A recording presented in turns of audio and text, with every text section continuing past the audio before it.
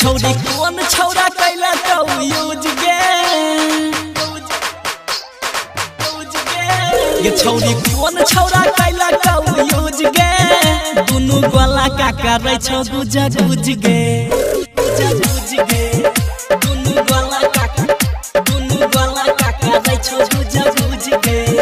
पहिने टाइट रहो भे गेलो बुझ गे दुनु गोला का करे छौ गुज गुज गे गोला का करे छौ गुज गुज गे दुनु गोला का करे छौ गुज गुज गे। रिकॉर्डिंग बाय मां लक्ष्मी स्टूडियो कुशेश्वर बाजार। दुनु गोला का करे छौ गुज गुज गे कौन छौरा छौरी तोरा दोहनी कराला का अपना जवानी के रस भैर देलक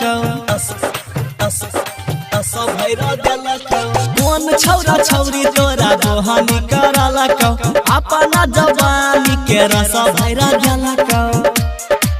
तोरा हेराई गेलो सब सुधा बुद्ध गे तोरा हेराई गेलो सब सुधा बुद्ध गे तोरा हेराई गेलो सब सुधा बुद्ध गे दुनु गोला का करे छौ गुज गुज गे गोला का करे छौ गुज गुज गे दुनु गोला का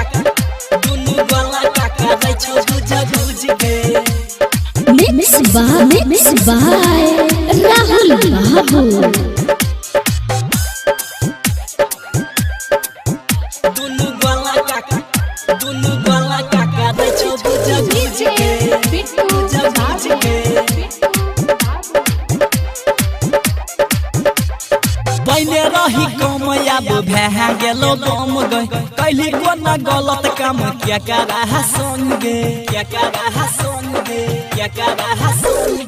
पहले रही कम अब भे गेली गम गए कैली कोना गलत काम क्या करा संग गे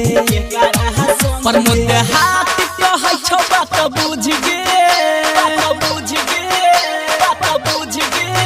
राइटर चंचल कहो बात बुझ गे दुनु गोला का करे छौ गुज गुज गे गोला का करे छौ गुज गुज गे दुनु गोला का करे छौ गुज गुज गे छौरी कौन छौरा कैला तो यूज गे दुनु गोला का करे छौ गुज गुज गे गोला का